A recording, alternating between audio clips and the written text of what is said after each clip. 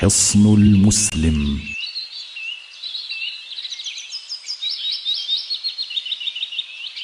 من أذكار الكتاب والسنة.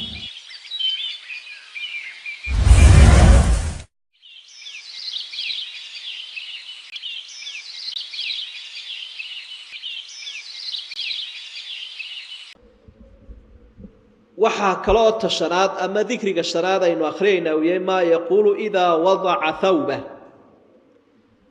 waa dikriga uu akhriyayo marka uu marada dhiganayo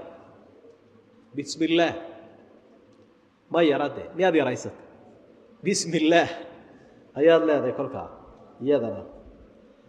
rasuulku sala allahu calayhi wasalam waxa uu leeyahay satru maa bayna acyuni ljinni wa cawraati bani aadam idaa wadaca axadukum thawba an yaquula bismi illaah qofka bani aadamka ah jirhkiisa waxa ka ilaaliya isha shaydaanka iyo suntiisa iyo irbadihiisa bisinkaa ka ilaaliya oo markaad dharka dhigato eed qaawanaan u baxdo waxa ishiisa iyo cawridiisa iyo tufitaankiisa iyo waswaaskiisaba aad ka gashanaysaa bismi illaah markaad gelayso xamaamka bismi illaah waa dayn dadku wuu la fududyahay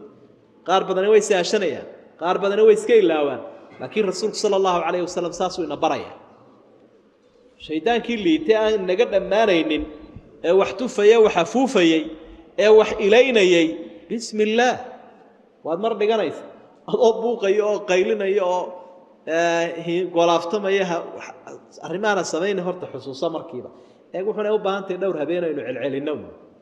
dhowr habeen markaad celceliso marka dambe waxaad odhanaysaa maxaa kaa dhiman talow maxaa kaa dhiman buu qofku odhanaya